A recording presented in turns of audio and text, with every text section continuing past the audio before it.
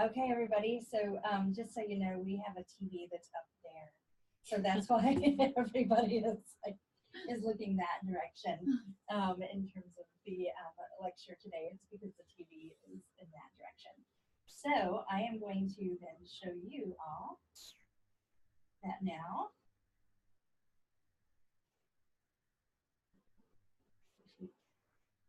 Oh, I'm hitting the space bar. Sorry. Okay. So it's not super long today, but there are there's a YouTube video that I found that it was fairly useful just in terms of thinking about the world and where we are today, and then the role potentially of this college and how you might fit into that. So there is a TED Talk here that we can watch together.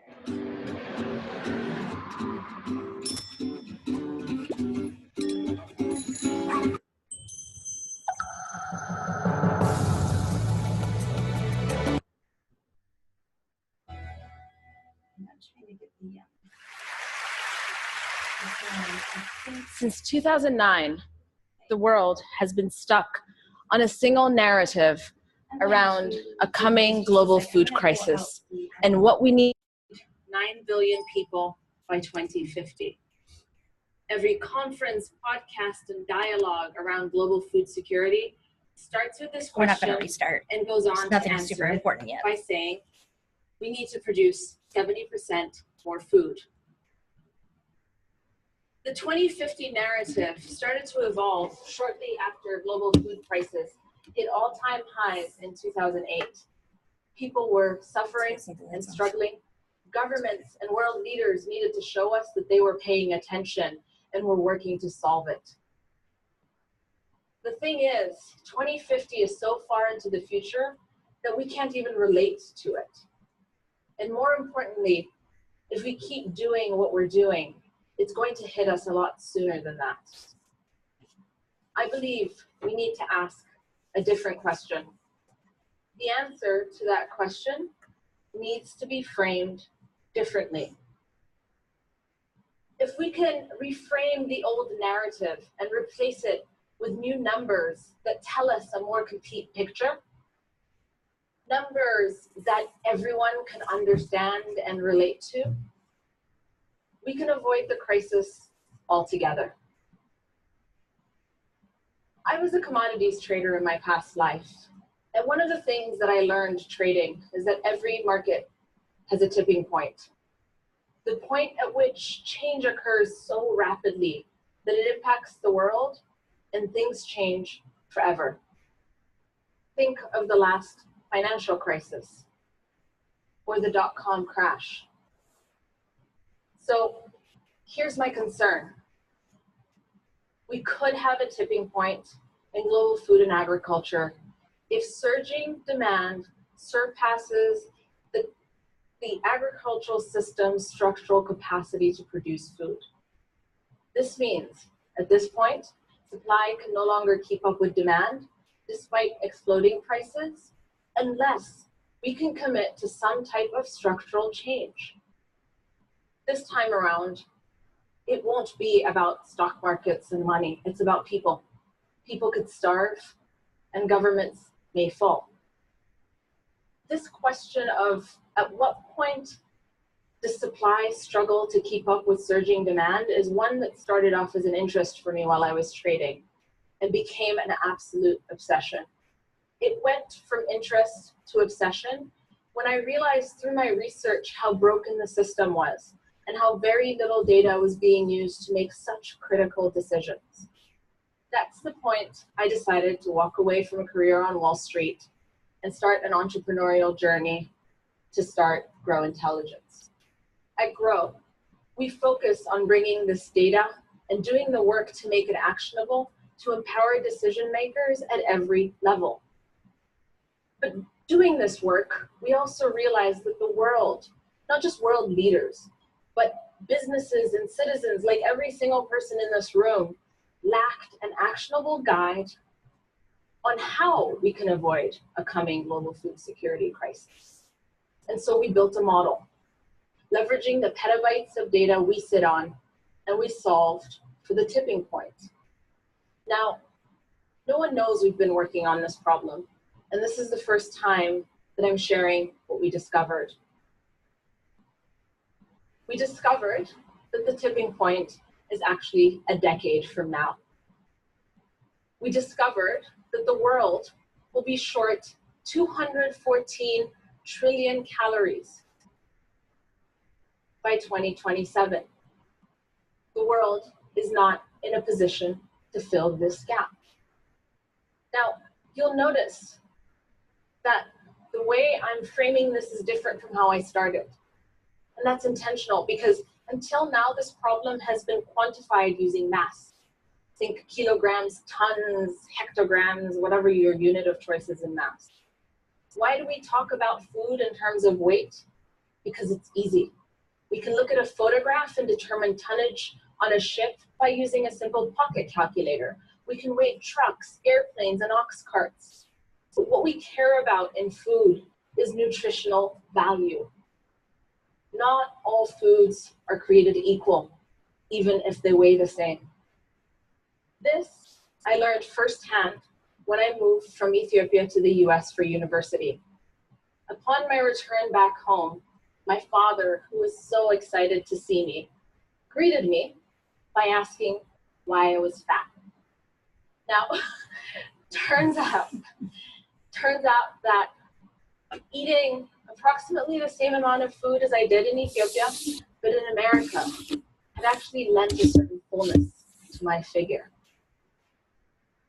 This is why we should care about calories, not about mass. It is calories which sustain us. So 214 trillion calories is a very large number. And not even the most dedicated of us think in the hundreds of trillions of calories. So let me break this down differently.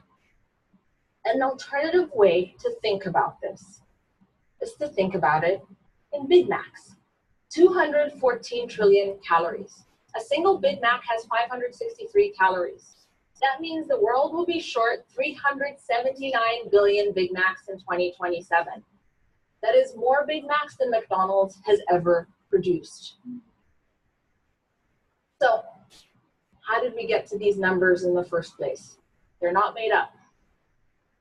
This map shows you where the world was 40 years ago. It shows you net calorie gaps in every country in the world. Now, simply put, this is just calories consumed in that country minus calories produced in that same country. This is not a statement on malnutrition or anything else. It's simply saying how many calories are produced in a single, consumed in a single year minus how many are produced. Blue countries are net calorie exporters or self-sufficient. They have some in storage for a rainy day.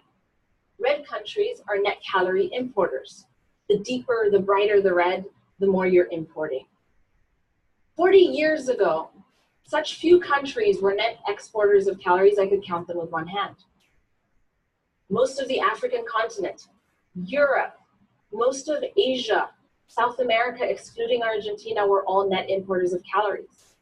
And what's surprising is that China used to actually be food self-sufficient. India was a big net importer of calories. 40 years later, this is today, you can see the drastic transformation that's occurred in the world. Brazil has emerged as an agricultural powerhouse. Europe is dominant in global agriculture. India has actually flipped from red to blue. It's become food self-sufficient. And China went from that light blue to the brightest red you see on this map. How do we get here? What happened? So this chart shows you India and Africa. Blue line is India, red line is Africa. How is it the two regions that started off so similarly, in such similar trajectories, take such different paths? India had a green revolution. Not a single African country had a green revolution. The net outcome, India is food self-sufficient, and in the past decade has actually been exporting calories. The African continent now imports over 300 trillion calories a year. Then we had to China, the green line. Remember the switch from the blue to the bright red? What happened and when did it happen? China seemed to be on a very similar path to India until the start of the 21st century, where it suddenly flipped. A young and growing population combined with significant economic growth made its mark with a big bang, and no one in the markets saw it coming. This flip was everything to global agricultural markets. Luckily now, South America was starting to boom at the same time as China's rise. And so therefore, supply and demand were still somewhat balanced. So the question becomes, where do we go from here? Oddly enough, it's not a new story, except this time, it's not just a story of China. It's a continuation of China, an amplification of Africa, and a paradigm shift in India. By 2023, Africa's population is forecasted to overtake that of India's and China's. By 2023, these three regions combined will make up over half the world's population. This crossover point starts to present really interesting challenges for global food security. And a few years later, we're hit hard with that reality. What does the world look like in 10 years? So far, as I mentioned, India has been food self-sufficient. Most forecasters predict that this will continue. We disagree. India will soon become a net importer of calories. This will be driven both by the fact that demand is growing from a population growth standpoint plus economic growth. It will be driven by both. And even if you have optimistic assumptions around production growth, it will make that slight flip. That slight flip can have huge implications. Next, Africa will continue to be a net importer of calories, again driven by population growth and economic growth. This again is assuming optimistic production growth assumptions. Then China, where population is flattening out, calorie consumption will explode because the types of calories consumed are also starting to be higher calorie content foods. And so therefore, these three regions combined start to present a really interesting challenge for the world. Until now, countries with calorie deficits have been able to meet these deficits by importing from surplus regions. By surplus regions, I'm talking about North America, South America, and Europe. This line chart over here shows you the growth and the projected growth over the next decade of production from North America, South America, and Europe. What it doesn't show you is that most of this growth is actually going to come from South America. And most of this growth is going to come at the huge cost of deforestation. And so when you look at the combined demand increase coming from India, China, and the African continent, and look at it versus the combined increase in production coming from India, China, the African continent, North America, South America, and Europe, you are left with a 214 trillion calorie deficit, one we can't produce. And this, by the way, is actually assuming we take all the extra calories produced in North America, South America, and Europe and export them solely to India, China, and Africa. What I just presented to you is a vision of an impossible world. We can do something to change that. We can change consumption patterns, we can reduce food waste, or we can make a bold commitment to increasing yields exponentially. Now, I'm not going to go into discussing changing consumption patterns or reducing food waste because those conversations have been going on for some time now. Nothing has happened. Nothing has happened because those arguments ask the surplus regions to change their behavior on behalf of deficit regions. Waiting for others to change their behavior on your behalf for your survival is a terrible idea. It's unproductive. So I'd like to suggest an alternative that comes from the red regions. China, India, Africa. China is constrained in terms of how much more land it actually has available for agriculture, and it has massive water resource availability issues. So the answer really lies in India and in Africa. India has some upside in terms of potential yield increases. Now, this is the gap between its current yield and the theoretical maximum yield it can achieve. It has some unfarmed arable land remaining, but not much. India is quite land constrained. Now, the African continent, on the other hand, has vast amounts of arable land remaining and significant upside potential in yields. Somewhat simplified picture here, but if you look at sub-Saharan African yields in corn today, they are where North American yields were in 1940. We don't have 70 plus years to figure this out. So it means we need to try something new and we need to try something different. The solution starts with reforms. We need to reform and commercialize the agricultural industries in Africa and in India. Now, by commercialization, commercialization is not about commercial farming alone. Commercialization is about leveraging data to craft better policies, to improve infrastructure, to lower the transportation costs, and to completely reform banking and insurance industries. Commercialization is about taking agriculture from too risky an endeavor to one where fortunes can be made. Commercialization is not about just farmers. Commercialization is about the entire agricultural system. But commercialization also means confronting the fact that we can no longer place the burden of growth on small-scale farmers alone.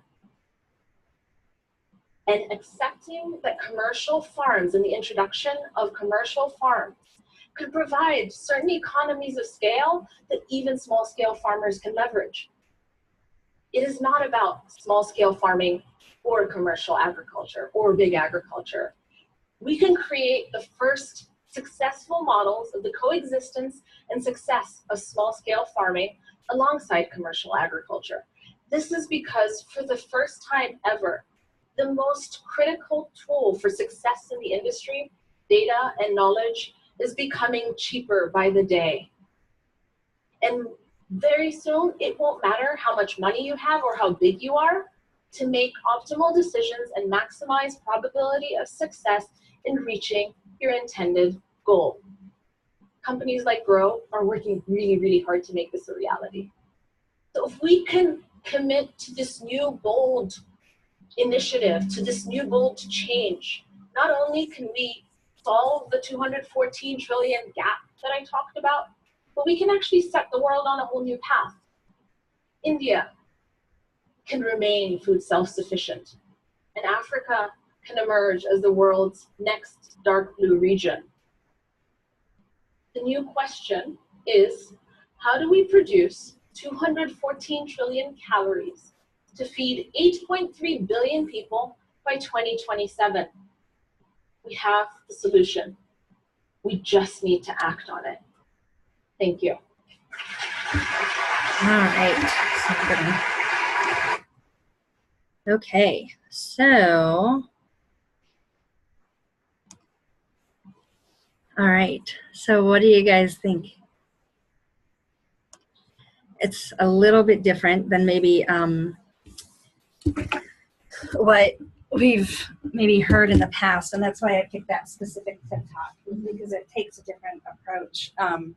It doesn't talk about necessarily, 2050, but 10 years from now. Yeah. And you guys are all in your 30s. Yeah. It's like scary to hear. Yeah. That was a little overwhelming. Yeah. So I think the next YouTube up there isn't necessarily something that that you guys can watch it. It's interesting, and it's only 4 minutes, but it's about trade and another approach to it. But what I was thinking though is just without losing sort of the momentum of having just watched that one, right? And I need to, resume slideshow. That's what we're doing. Okay. Nor no. Okay. So either way, there we go. All right. So in terms of then, the heck? And why is this not showing the same thing that's up there? All right, we're going to look here on the screen. So, so then it comes down to then like who fixes these issues, you know, and then what is your role in that?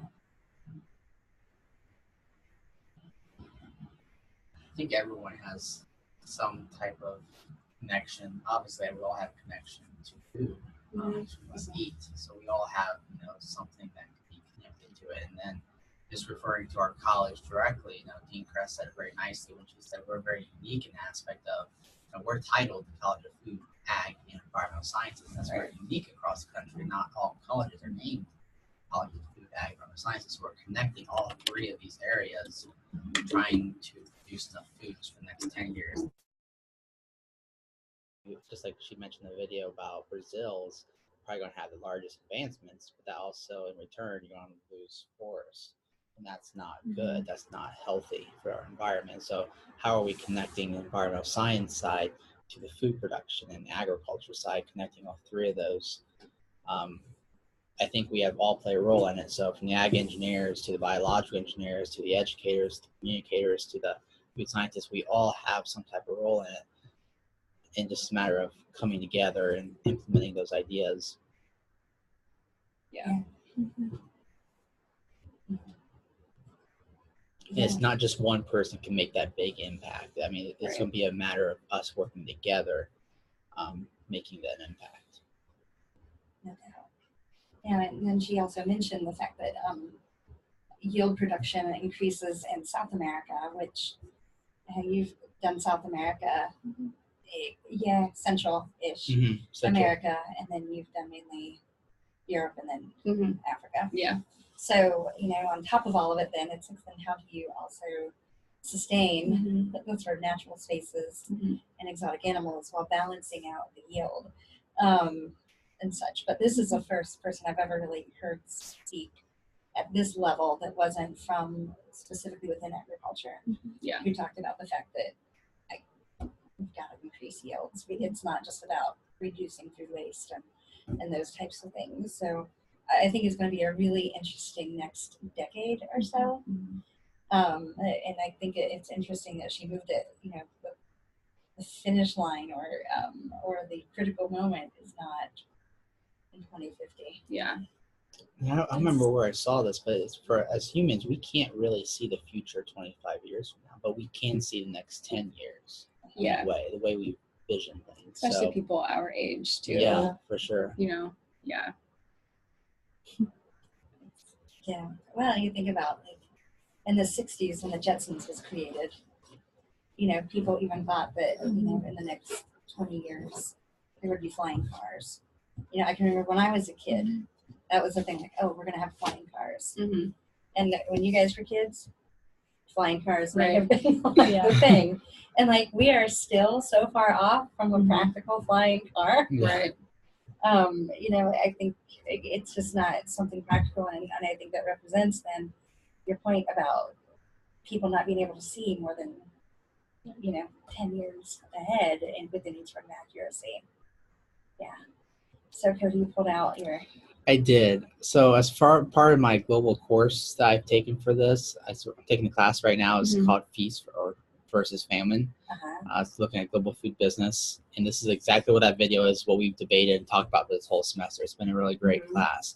So I wanted to recommend any of you, most of you guys will be graduating, but for those to think about in the future, if this is something they're very interested in, it's been a really great course. And this is kind of the main book. Basically, this is a book of everything talked about in 17 minutes. Yeah. So, but more in depth. Well, so. and then there you go. Yeah. Great. What department teaches it? It's a combination of international studies and then ag economics there. Okay. So across the STID, sort of a class. Okay. Nice. Yeah, we've debated this topic for the last 14 weeks. So it's been a really good course. Oh man. So really, I think, I'm excited that we're offering the global option because not just to get you guys excited about international work, but I think hopefully to some degree, not this class in particular, I don't have that sort of idea that this class alone is or at all is changing people or making people really sort of understand or really super energized about changing the world.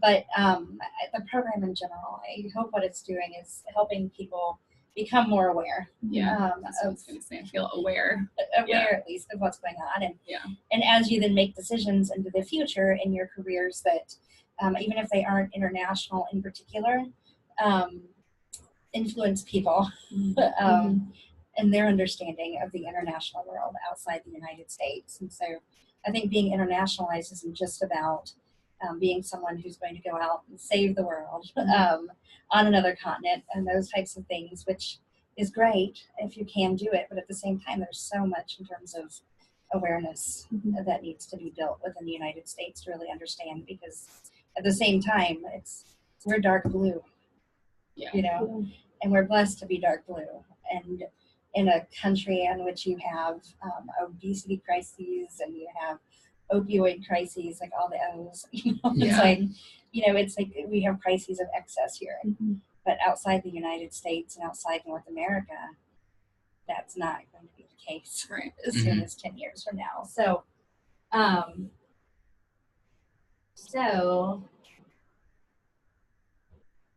that is then why I challenge each of you then to get involved in some way, or to become serious about your efforts and what you're planning to do. And it is really fighting me right now in terms of showing my last little slide here. Why is it so angry? But anyway, so there we go. But it's not showing it in a way that it was supposed to show it. But anyway, so the 12 of you, the pioneers, and the nation's largest university in the College of Agriculture, being the first to do the global option. So That's awesome. the 12 of you. There we are. The other 9 of you who aren't here today. High five, everyone. Right? The ones who are going to make a difference in the world. High five to those on the computer. So with that, I challenge you, change the world. If it's through frontline work, or if it's through raising awareness, if it's through educating people, if it's through conserving what we have in terms of the natural species and such in the way that they were initially put in place by Mother Nature as well. There's so much work to be done in education and awareness and communication out there, but go out and do good work, guys. Thanks, will do. Go CFAES. Yeah. Option, go. All right, guys. So that's it for today, and I look forward to seeing your projects. All right. Yay, go Bucks.